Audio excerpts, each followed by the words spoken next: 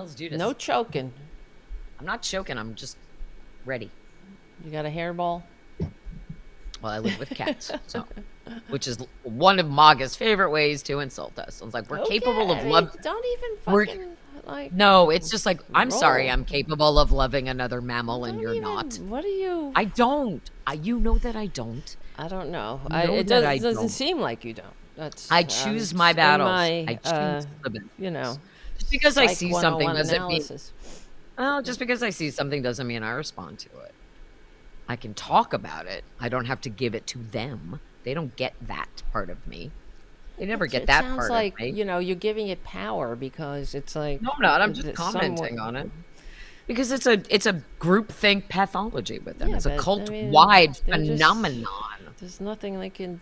I mean, unless you feel like there's some truth in what they're saying somewhere, it's No, like that that's the why point is it upsets to you. highlight. No, the point is to highlight and show other people how they operate. It's like a learn from me example. I don't Here's know if what they do. they don't. Here's the best way to push back. Here's the best way to Mm. make sure that you're protected. Don't respond to a bot that looks like this. Don't respond to something that looks All like right, all right. that. Calm down. I got to start the I'm music not here. uncalm. I am not uncalm. Whatever the opposite of if that's a word. I say I have to go like this. Hey everybody, what is new? Sorry it's such a slow news day. Hey, we'll try to figure it out. It is the Tara Show. Dublin and Devlin are back together. How was your weekend? Mine was wild. Yeah. Hi, Hello. how are you?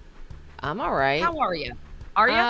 Yeah, no, actually, I mean, I'm not, but I'm very actually. What I have to say, I was talking to somebody yesterday about someone who does what we do, and Mm-hmm. privately, and I felt myself like. Just kind of breaking out in tears because, not, about Charlie Kirk, not because I cared about him, but just the whole situation is so Yeah, disgusting. it And really is. I mean, he was a disgusting person, but to see him get shot like that is so horrific. And to watch, the fragility of life, and then I thought about, wow, what a horrible legacy to leave of the hate speech. Mm-hmm. And then I thought about all of the children who've been shot with needlessly senseless American gun massacres. And Right. how, and what was so depressing too, for people who saw that video, I saw it by accident first. It was on all over Twitter. I was like, "Is this AI?" Right. I didn't think it was real, but Yeah. that he went immediately unconscious, and you know, it just goes. It's like that's life. It could just be snuffed out in a second, and Very fragile. yeah, and I was like, wow, all of the children that experience that in this fucked up Yeah. country. I mean, Yep. and Mhm. the families and all the pain All of over it. everything, and Yeah. then the piling on of the Republicans that are Mhm. not doing anything because, and it also, that's the shame too, because they don't care about Charlie Kirk or his family. No, Clearly, no, none of them, no. or the I've never seen children. anything like this though. This is No, dangerous yeah, messaging they're coming just from piling the White on. House and Yep. the It GOP. doesn't come from. This is the first time we've had an incident like this where they are calling for retribution, political retribution in the halls of power, going after people's Yes. speech. There's Yes. going to be more violence thanks to them, and they stand in the way of every policy that will prevent this. And one of the articles I wrote on the Political Voices Network was that in the country that liberals are trying to build, Charlie Kirk would still be alive.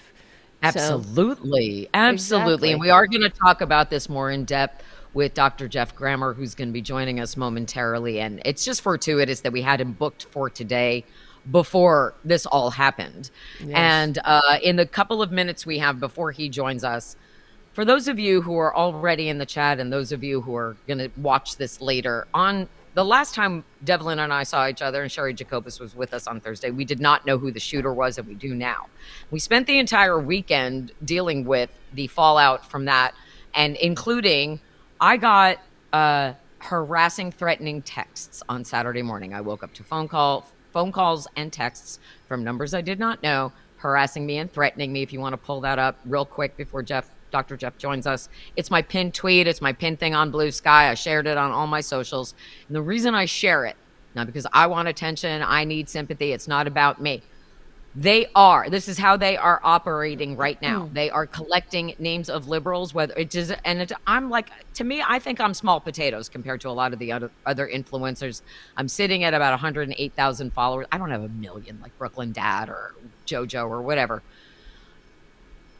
I got these threats. One was a very long one. The one with the black thing on the left and the one on the top right are from the same phone number. I'm a horrible person. Can't wait. A whole thing about how war is coming. Good times ahead. Airtight. They call me a filthy whore.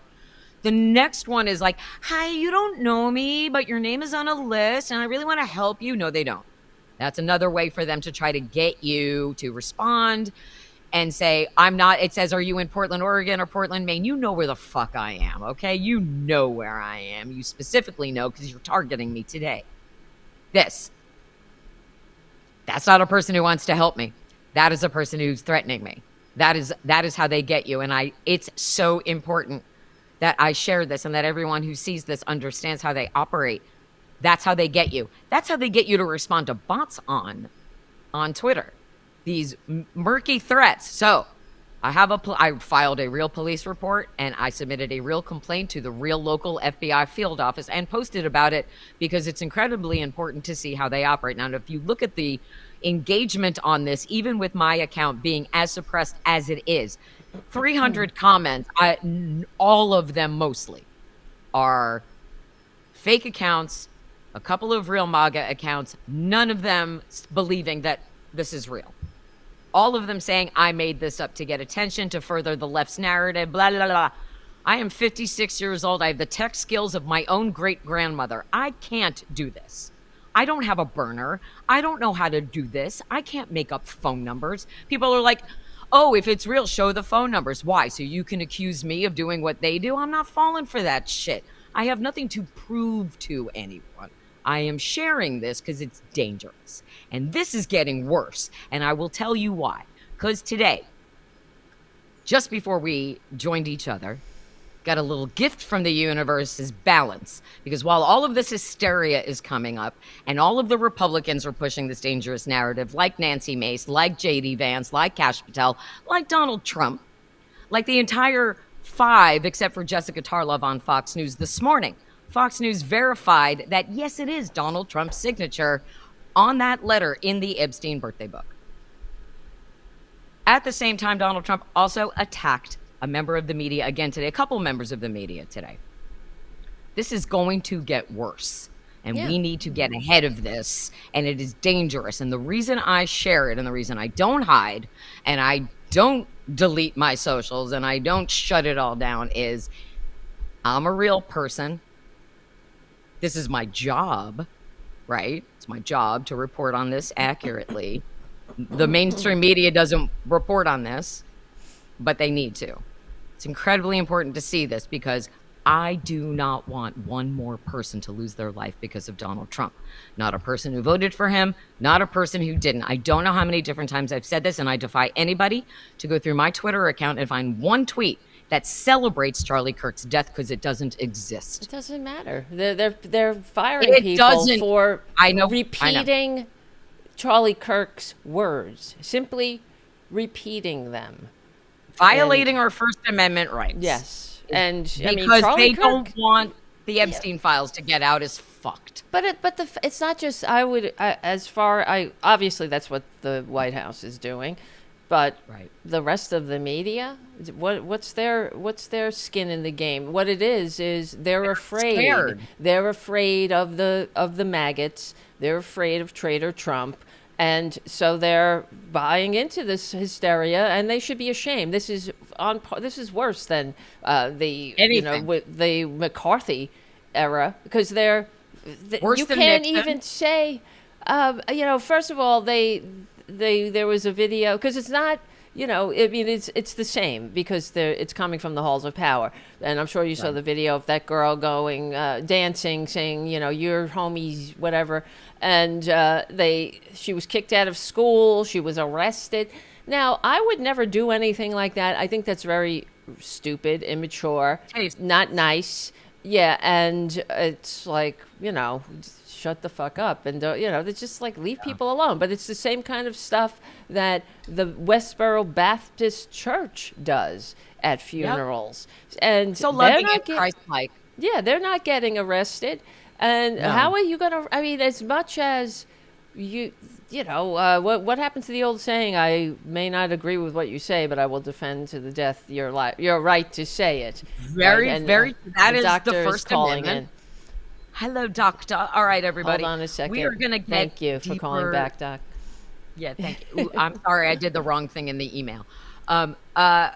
We remember we are doing this because if it can happen to me, it can happen to anybody who posts on social media, and the fact that Trump is attacking individual members of the mainstream media is really dangerous, and we have to collectively hold him accountable for that bullying and the slow boil of the press and the way that he constantly attacks them for simply doing their jobs. Hi, Dr. Jeffrey. Welcome to Hi, the thank you Tara so much for Show. having me on. I'm so Thank you sorry for about the being here. mistake, but let me fix my camera a little bit. I'm sorry about the mistake in the communication with the email, but it's very fortuitous that we booked you even before all of this happened. Yes, and And let's I'm looking. explain who Dr. Jeffrey. How would you like to be called? Dr. Jeff, Dr. G, Dr. Big Dr. Uh, Double G, OG. Dr. Grammer is the official Dr. name, Grammer. but Jeff Okay. works for this podcast is great. So I Okay. go by Jeff to plenty of people. Jeff. Okay. Well, thank you for being here. And for those who don't know, Jeff, Dr. Geoff Grammer, MD, is a leading psychiatrist and expert in neuropsychiatry with decades of clinical experience treating complex mental health conditions. He served as the chief medical officer for Greenbrook. Am I correct there? It was Greenbrook TMS Neuro Health Centers. He specialized in pioneering therapies for depression and mood disorders. Also, extensive work with the U.S. military healthcare system. You're a high-ranking officer in the military. You worked with Walter Reed.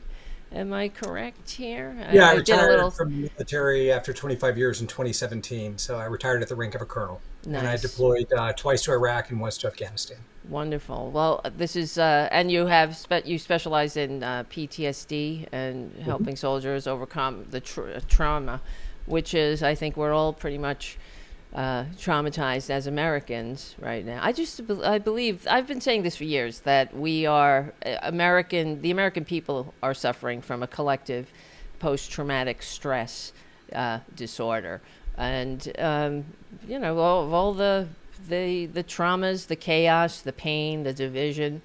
You can't not be touched by it and affected by it, and especially that's why it was such perfect timing to have you on the show to get your view about what we're dealing with right now, which doesn't seem like it's going to get any better. But I'd love to hear what you think about what's going on and what we can do.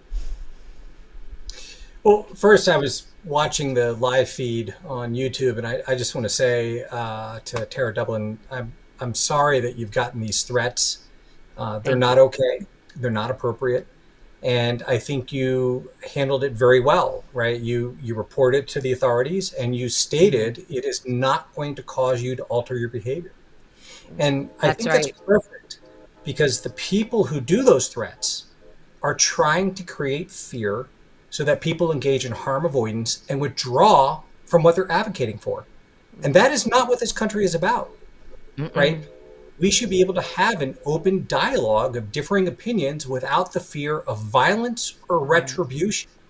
And I think recently it's been very disheartening to watch some of our elected officials, basically threaten us with the exact opposite of that. That if you say something that they dislike, they are coming after you. and there are websites that are dedicated to this now. There's a massive online platform where people are trying to do that. And it's not because they're advocating for their beliefs, they are trying to suppress dissent.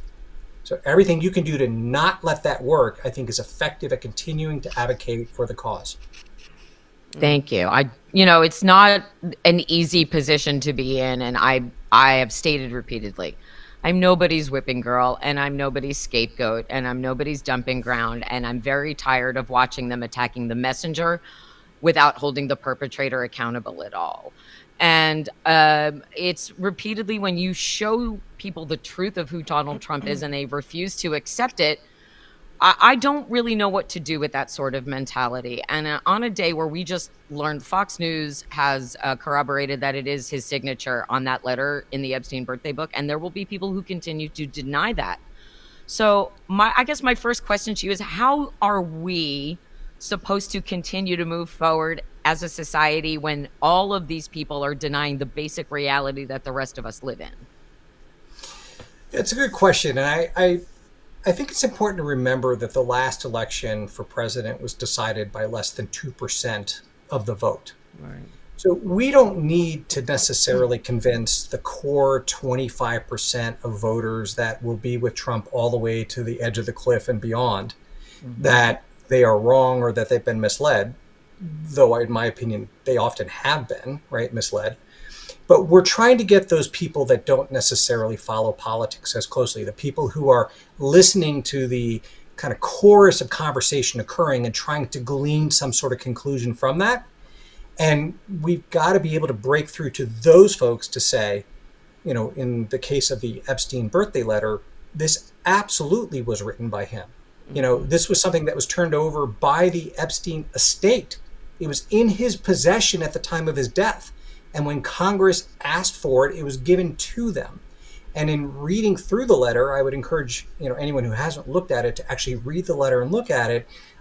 It is quite disturbing and unusual. It is not what most people would write to a friend or colleague whom they're celebrating the birthday. And I did a bit of an in-depth analysis on what I think that letter could mean and some of the hidden or wink and nod messaging that is part of that letter, which is very, very concerning.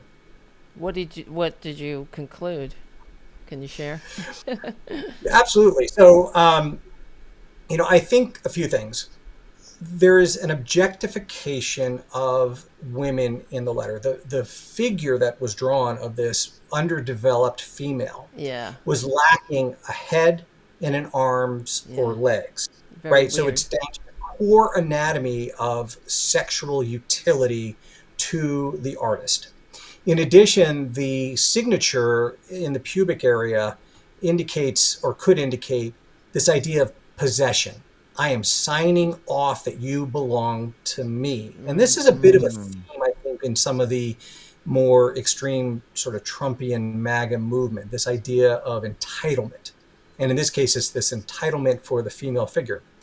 And then if you read the kind of back and forth voiceover and then this fantasy dialogue between Epstein and Trump, they will refer to things without saying it out loud. And when we do that, we are often referring to something that we know to be illegal, immoral, or just unspeakable. Yeah. And when you get to the end and it's talking about secrets and what I know and I look forward to future secrets, then you see what the wink and the nod is about, and it's about that figure of this underdeveloped female. And the point I made was if your daughter went over to a friend's house and came back with like a photograph of a letter like this, would you send her back to that house? Heck Never. no, because any reasonable person would conclude that that's pretty darn creepy stuff. So why are we supporting the president of the United States, who we know crafted the same essentially message to a known pedophile? Incredible. It's so sick and disturbing. They continue to deny it, though. They deny the truth when you put it right in front of them. And that's the mentality that we're up against, because you show them things that are real and true. He has just from the Epstein files alone, that he's had a pattern of lies going back for a long time, and he changes his story repeatedly, and it's almost like they're begging him to keep lying to them because they don't want to have to acknowledge that it's real. Right. Trump has stated that admitting fault is a weakness. So we will never ever see him admit to doing anything wrong. That's just not in his vocabulary. So we can give up that ghost, right? I also think that there's a theme for some of the more virulent MAGA supporters, those that are harassing you online, for example, where it's this combination of this fear of dissolution of meaning and purpose, right? Where they're worried about becoming irrelevant in a society that's becoming more secular and more diverse. And with that then breeds this idea of anger and hostility, right? Because they feel entitled. I should be able to get what I want. I deserve this for some reason, whether it's religious based or cultural based or just this overall sense of entitlement. And then from that comes this idea of sadism, the intentional induction of harm to others and receiving pleasure from it, because that compensates for the sense of inadequacy and it feeds that sense of entitlement. So that's why I'm saying I think with that core group, which it's important to remember is a minority of Americans, with that core group, they can't come off of that because then we're asking them to address those very deep-rooted insecurities that they're incapable of handling. Wow. And their fixation with the transgender community and trying to scapegoat them and trying to frame this as in any way connected to that is a desperate and I think really obvious ploy. But at the same time, I worry about the way that this impacts like kids who see this, kids who hear it, kids who get the mixed messaging. And what I really don't understand at its core is one person shot another person and they're incapable of holding that person accountable for it because they went ahead and jumped ahead of the narrative before we had it. And they can't be wrong, as you said. And one of the things I was watching, on the first video on your YouTube channel, which I really encourage everyone to subscribe to, you talk about Trump mirroring the language that they use to feel included in the decisions that are being made and the messaging that's going. So they feel like they're part of something, right? It's that group think. I don't belong anywhere else, but this is a group that has accepted me regardless of the way I think, the way I feel. But when they're faced with this, like, I want to know, like, how we are supposed to handle it so that we can continue to get up every day. And they can too. Like, I would rather them listen to you than anyone else, but I can't make them. But in my heart, I want them to get the help. Yeah, because but will they? I mean, I'm just piggybacking off of what Tara Dublin here is saying, my fellow Tara. That is there hope to ever reach them? I mean, it seems to me that they have given up so much now. To be in this cult, a lot of them have lost friends and family and whatnot, and they get their identity from their, I guess, allegiance to Trump. And that's probably why it's no matter what he does, we're not letting go, because they've already, they've put it all on the table now, and they're letting it ride. So they can't be happy. That's how I look at it. They have to be suffering. I mean, when you're in this constant turmoil, it's just not normal.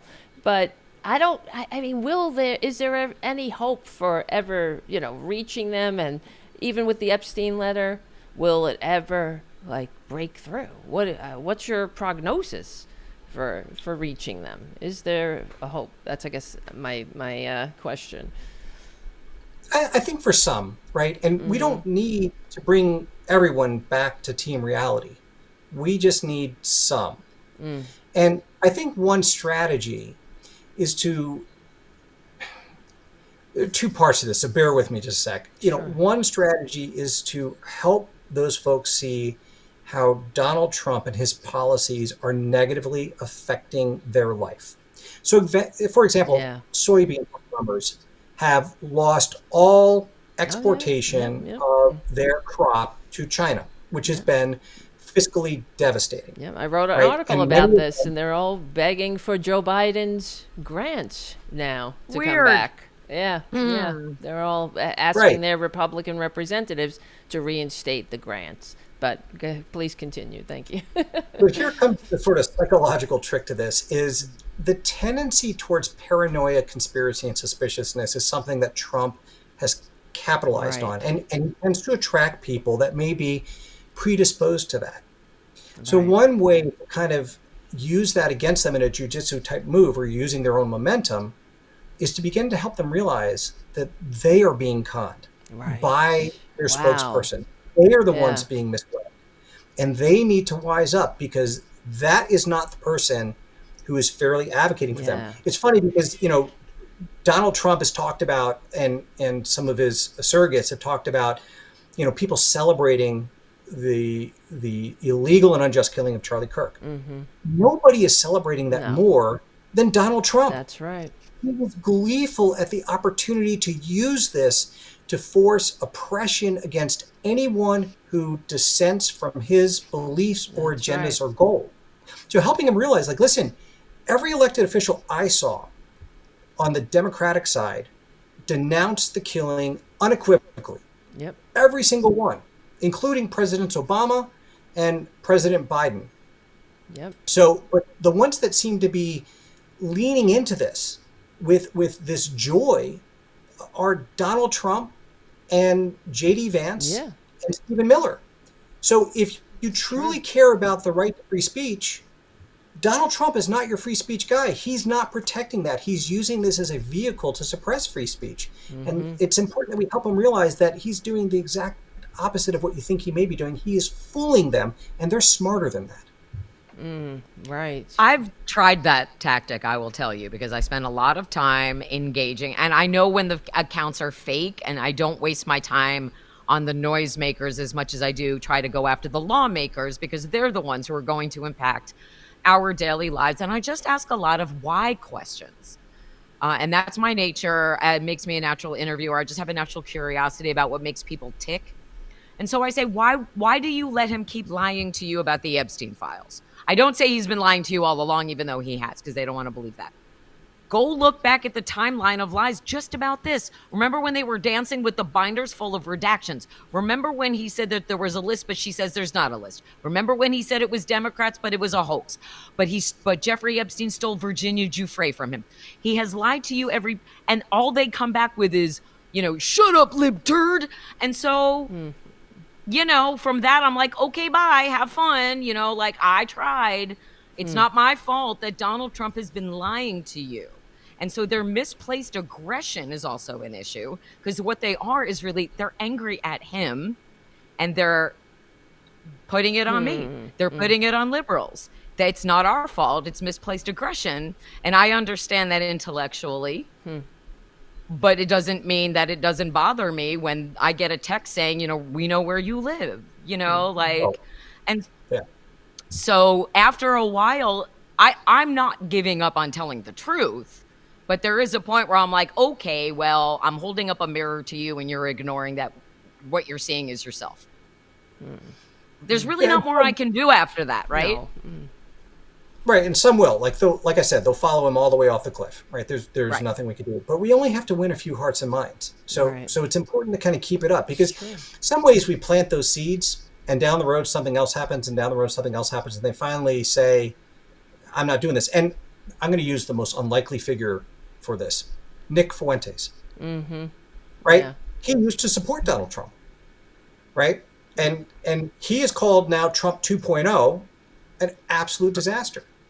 Right? Right. So we need to find ways to disempower his sort of army of supporters to actually show them that the only person that Trump is really advocating for is Donald Trump. Right. The only Isn't thing he it cares about. obvious, though? Always That's been the what's so truth. bizarre, Right. though, isn't it? It seems so obvious. How I don't understand how they don't see it. That's what's so depressing. They don't want to. Is that it's like I mean, I live in New York my whole life. We always knew that Donald Trump is just this disco prowling grifter, and we I love that. That's what great. he is. Late night disco prowling, carnival barking Chauvinist grifter. playboy. Yeah. I grew up in Jersey, Dr. Jeffrey, so I also always knew what he was all along. Yeah. And he also A clown. blocked me on Twitter 10 years ago. 10 years ago. and never unblocked me. And I use that as an example too when I'm in these, going back and forth, and I'm like, this guy blocked me 10 years ago. I'm 5 foot nothing. I weigh a buck five. I'm 56. You're afraid of this? Really? This is a threat? I don't think so. I don't think so. But how do you see that as a leader when he can't handle a tweet? He can't handle a tweet. No, so if he no. can't handle that, what makes you think he can handle the country?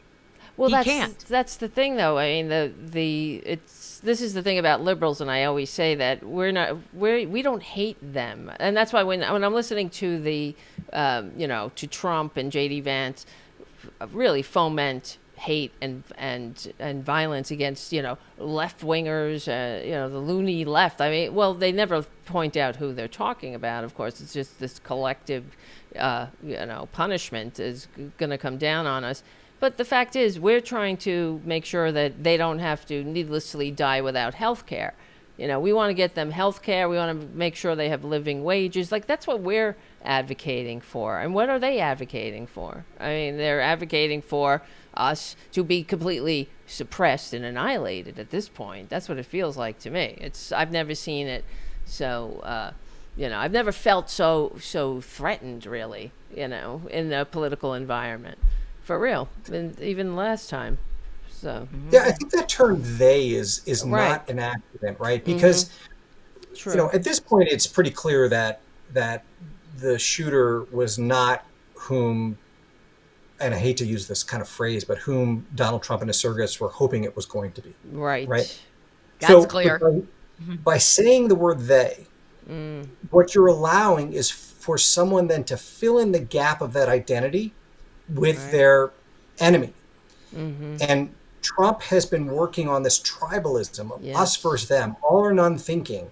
And the liberal agenda is evil and supports crime and all these things that are just ridiculous, right? Right.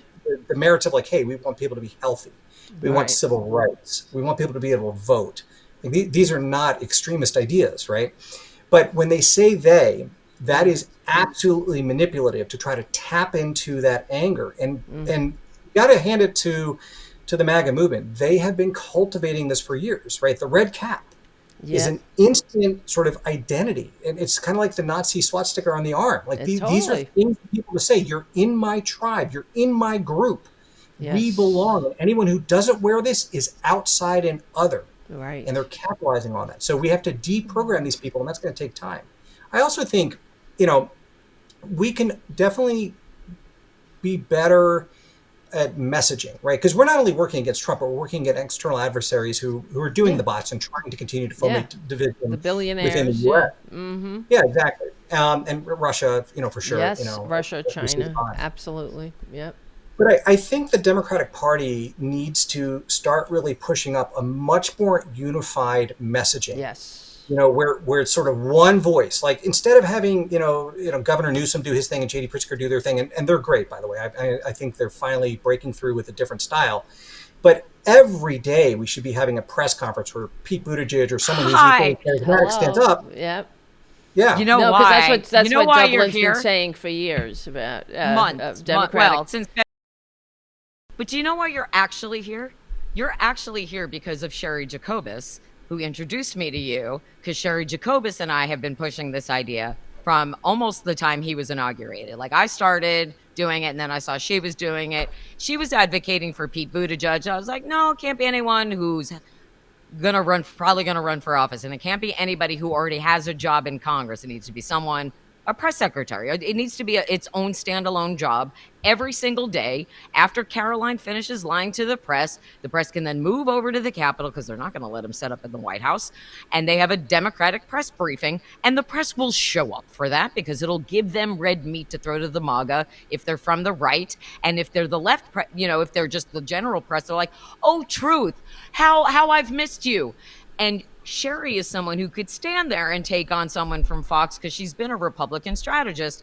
And for me right now, I just feel so vindicated because somebody who's intelligent and has a degree is saying what we've been saying, in that we have to get the truth out every day, and it needs to come from a reliable source that we trust. Right, but there's been no Democratic leader at this point. It feels. I know Until Newsom. Well, Gavin So- Newsom is doing great, but I mean, right now, in response to what's going on, I think there should be somebody that is, Yeah, gotta get it done. out there in Let's the go. forefront, pushing back. But it seems, and that's one thing that with the right wingers, you got to give it to them. They do have a unified message, and Yes. it's terrifying. So, Doctor, I have another question for you. Today we saw Donald Trump bullying members of the press. There was an Australian journalist, and he said, "I'm going to report you to the Australian Prime God. Minister." What a And then he baby. also he signaled out Yamiche the other day. He signaled out John Carl. It seems to me that MAGA has created this sort of Frankenstein boogeyman of, if you're liberal, if you're LGBTQ, if you're a person of color, they like try to put together the worst people imaginable and then blame all of their ills on it. He does that too. He is every grudge of his life he seems to take out on whoever is in front of him in the moment. And so, what is this mass hypnosis in the media where instead of standing together to defend one of their own, they allow him to bully them for a decade? Well, I think wouldn't. one of the problems is the consumption of news, right? So we now are reliant upon just a few large major news organizations, all owned by very rich people who are pushing the news, and they do not want to offend the president. And we saw a lot of people bend the knee. Look That's at like so the stupid. Paramount merger as a good example yeah. of that. Yeah. And it's absolutely devastating. Like MSNBC, fired the political analyst the other night for making a statement that, in retrospect, was oddly on target, right? Whereas Brian Kilmeade, for example, said something that was truly horrific and he almost said that dystopian. homeless people should be involuntarily executed. That's basically, and for those who Yeah, by lethal missed injection, it. right? Yeah. Yet he kept his job, And he gave still up has his- a job. Unbelievable. Right. It's just disgusting. And Mog is like, "Oh, he didn't mean it." It's like they'll give he them took their it out own of context. and Like, out, what's, any what's out. the context of that could actually make that palatable? Oh, you took it out of context. It's so vile. But yes. Well, and I think the point you made, and this is why we're coming full circle. The idea of not shrinking to these attacks, because the way that we overcome the loss of the traditional media, right, the sort of fourth branch of government, if you will, is through social media, where more people are actually catching their news and collecting their news. And we need to continue to have a unified push to get the truth out and the message out if the mainstream media won't do it. And we need to also call the mainstream media out when they fail to do it. For example, early after the Trump took office, we saw a lot of protests occurring in cities around the country, and you could barely find an article on them. There were no photographs, there was no live video. It was being suppressed. And so we can no longer, I think, rely on mainstream media because they're shrinking in fear, whereas you are not. That's true. That's right. But that's part of what the problem is, the silos of information that people go and get their news. We don't have that, we don't have Edward R. Murrow anymore that people trust. We have, someone, the people watching our show now are probably mostly progressives. And then you'll have those who watched Charlie Kirk, who, I would never, only watch clips of him because that's all I could take. But, they're getting that information, and we're living in two different realms of reality, and that's what that I hear on the corporate media. They're like, oh, we could just get together and talk to each other. That's fine. I don't mind talking to people, but we all have to agree on a set of facts. If I'm pretty sure, 100% sure that the 2020 election wasn't stolen from Donald Trump. Things like that we have to agree on. They don't agree on that, but, and they don't agree on basic reality. So, I mean, those that are getting that information, that's why the Democratic Party, for example, the Fox News had to pay the largest judgment, or they were hit with the largest judgment against the media company for lying to its viewers. No one on Fox News hears that, of course, because the Democratic Party, for some reason, never repeats it. And they should. They should, to let the American people know what we're up against. Because, I'm of the belief that it is the fact that we have these silos of information is really why we're in this boat. We would end money in politics, which is intertwined, because those who live in West Virginia and these red states or whatnot, they're not getting the same news, but they're all consuming, I believe, malinformation that makes them vote for their own demise. And I mean, am I wrong? I don't think so, but you could tell me. I mean, how can we break it out? How can we break out of this, really? So we are all victims to the reality that we're fed, right? We don't know what we haven't seen or haven't heard. That's right. And so, unfortunately, propaganda does work. Yes. And this gets back to the idea of messaging. We have got to find a way to break through those, those echo chambers to bring in another way of thinking. And I'll give a good example. Anyone who's watching this who is maybe not a progressive-leaning political philosophy kind of person, think about this. In my opinion, Donald Trump has displayed a tendency towards. Oops, everyone froze. I hope I'm not freezing. No, you're not frozen. You're okay. Good. You're okay. So Donald Trump has this malignant, narcissistic public persona where the only way he can succeed if someone else is losing. Okay, and if you think about his policies that he thinks is improving the country, it has that same malignancy to it. He harms others and then says, "This is going to help you."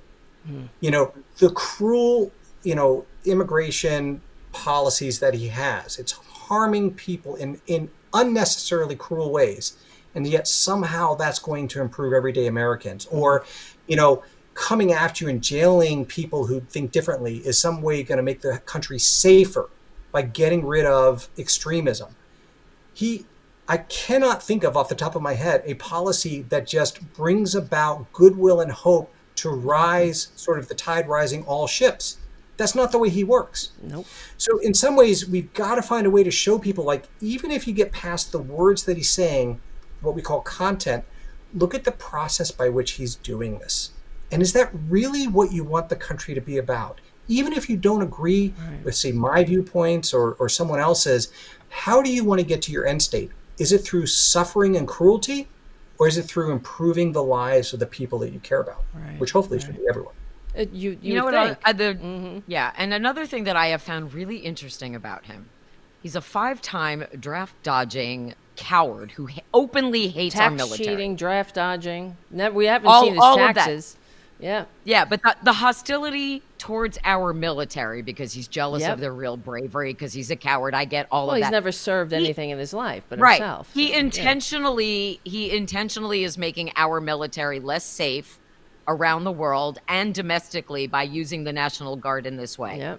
However, there are a lot of veterans who love him. I don't understand Can you explain? He continued, he salutes, which is stolen that valor. annoys me. I served in the National Guard. I was not a high-ranking officer like yourself. I was just somebody that showed up for my commitment. But but using I can't the military, stand that. Using the military as he does, diminishing their importance on the global stage, making our military vulnerable to Putin. Why would veterans continue to support him? Can you explain that mentality? Because I don't come from a military family or a military background. I have immense respect for our military, and I go out of my way to thank people for their service if they're wearing a cap that identifies them in some way as a veteran. And I can't stand the way our veterans are treated by our government, and they need to be better supported. I really don't understand veterans supporting someone who clearly hates our military and has no respect for anyone who has served. Yeah, I think it gets back to this point where anger is cheap to purchase and expensive to dispense, right? And he purchased people's anger for very little cost, right? And that led to people giving up their critical judgment and thinking. Unfortunately, we got to a point in this country, for better or for worse, where a lot of people felt left behind by their government. They felt the government was no longer advocating for them or their belief system or their family or their culture or their values or what have you. And he tapped into that. And once people felt that sense of belongingness and that tribalistic, cohesiveness, They were willing to give up their ability to think critically about what the person was saying to them anymore. And if you think about it, loneliness is really hard for a lot of people. Okay. Right. And we will often give up a lot just to wear the jersey of our favorite team. And I think that's part of a lot of the veterans who support him. That's what drew them in. And the one thing Yeah. I'll say about MAGA is that they play good psychological games. They do brainwash very They do. well. They've made a Yes, they science do. of it. Yes. And I think for the Democratic Party, we've got to recognize that and be equally smart about how we deprogram people and bring them back into that point of critical thinking and advocating for themselves and their society in a much more constructive fashion.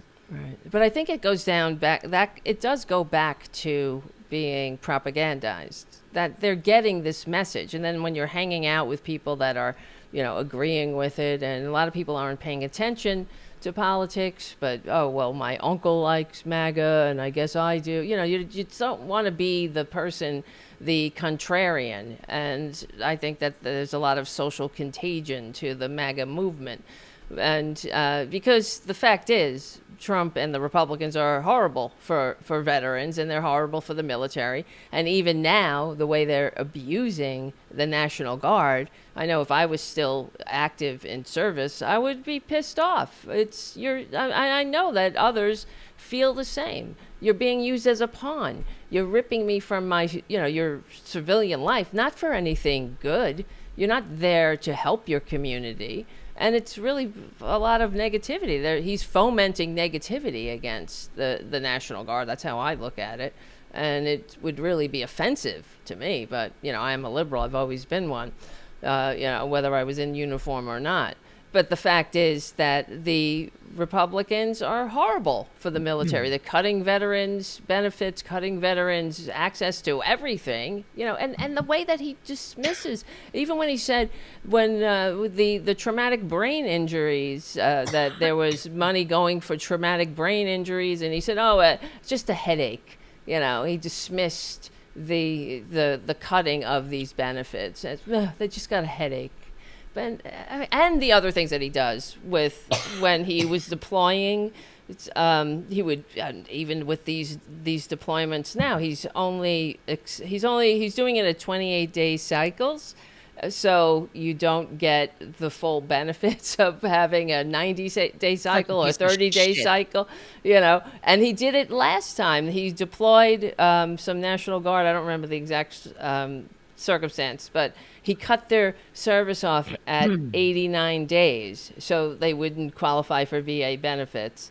I mean, what a scumbag, really. And that's what you would think. What skin off his ass is it to give them the extra day so they can get the benefits, But this is how they treat people, and it's baffling to me. But I'm answering my own question. I think it's because of propaganda, really, because they're just hearing it constantly. How much?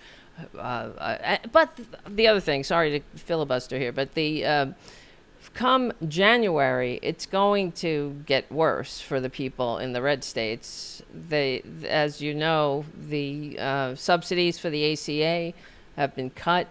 A lot of people are not going to qualify for health insurance, and if you still need to get health insurance, it's going up as much as 75%. Like all of these things, the chickens are coming home to roost. His policies, all the hating against trans people in the world are not going to paper that over when the bills come due, because inflation's up, just the cost of living's up, jobs aren't, we have the worst jobs record in 16 years now, and getting worse. It's all of it. It's like a perfect storm, and I don't look forward to January, really. It's going to be horrible for a lot of people, and they know it. How is he going to blame Joe Biden for this? Oh, he's still Right? doing it now, so. I mean, he will try, always find but a way. yeah, that's what, and it's I do like want to you're say, saying. before I forget, thank you for your service. Oh, And thank anyone you. that's served, I have a lot of respect for. I think, Trump uses the military like he uses other people. Those are objects for him to consume Right. for his own benefit, not because he has any sense of loyalty or what have you. And he absolutely dodged the draft, never served. And it is funny how the people who don't have any military experience are so quick to, malign veterans who have served, right? Particularly when Right. it suits their needs. But it's interesting. I think for people that disagree with Donald Trump, there is this effort to oppress. But I think for the people that do support Donald Trump, they are being slowly boiled in this pot of being subservient to and dependent upon Donald Trump. And if you get rid of education, you get Right. rid of healthcare, you get rid of economic opportunity, people then fall back on their hierarchy of needs. You have to have housing, you have to have health, you've got to have food to function. And if you are too busy just trying to, secure those things, you are no longer in a place to even be aware of your scenario or situation that you are surrounded by. And Right. therefore, you cannot move out from that ecosystem where you're existing, and you remain dependent upon Donald Trump and the MAGA party just to exist. So I think it is still part of the plan. Why is he treating these people so poorly? Why is he doing things that are known to hurt him? Because it is going to make them subservient to his rule, would be the Wow. risk. And it sure as heck looks like that's what's happening. Right. And he's also a bully. I mean, he's just a regular bully, and all bullies are cowards. All bullying is rooted in something that's negative, jealousy, or, his own feelings of inadequacy, which I think is a huge part of who he is. I think his entire life is about overcompensating and covering up for what he knows he lacks. And that false bravado that he always projects. He's like a human game Right. of three-card Monty in a really shitty suit. And here's something that I also, if I'm wrong about something, I'm capable of admitting I was wrong, and I've never been struck by lightning anytime I've admitted I was wrong about something. And this mass hypnosis from MAGA, like I can't say I was wrong about him, so I have to just keep digging in, Yeah. is so incredibly dangerous. And so I would ask you, like, someone who finds himself in a position like a John Carl today, or that Australian reporter, when he is directly bullying on camera in this moment, you have an opportunity to show the entire world who he is. What would you say to John Carl, to that Australian guy? You have more. I mean, I just tell them, I'm like, buck up, get a spine, but it's more than that. They need more than that to keep going in their jobs if they're going to keep covering him. What would you say to any member of the media who's still on the press line, who's confronted by that level of ugliness and hatred every day? Because they have choices in the way they cover him. But I think we have reached a point where we need to be protecting the media way more than anything else. And this is one of my biggest concerns before the election, was their ability to control the media, control the language, control the messaging. But they had an opportunity today. Anytime he bullies a member of the press, and the press in England, by the way, where he just landed, he's being greeted by the world's largest photograph of him and Jeffrey Epstein together, which is glorious. Right. The British press is Yeah. not going to let up on him. So I don't know why the American press can't do what the foreign press does. How would you have the press handle him from now on if you were able to speak to them directly? Yeah, it's interesting. Being defensive and pugilistic back only feeds that desire for sort of combat and fuels the further anger on that MAGA extreme right.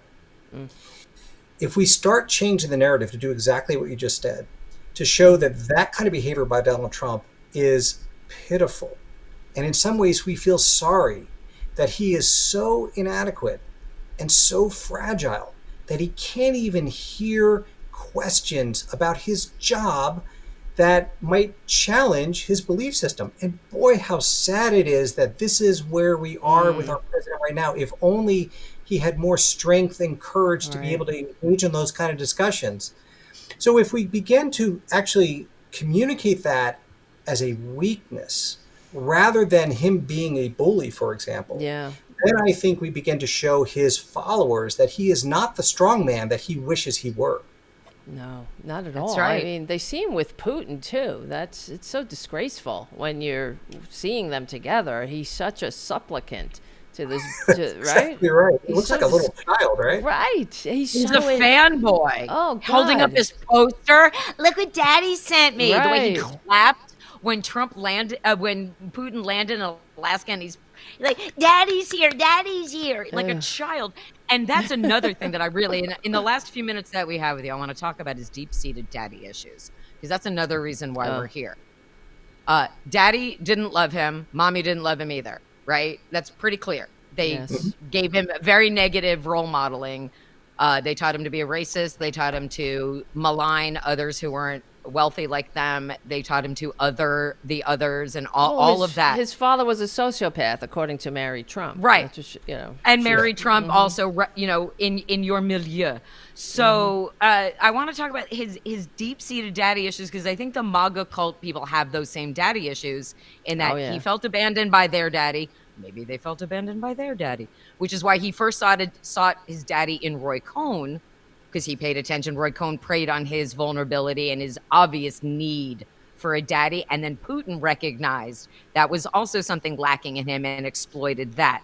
So I'd really love for you to talk to that aspect of him, because as the fake strong man he is, that is huge to me. The way he doesn't even know how to ride a bike, because nobody loved him enough to teach him how to ride a bike.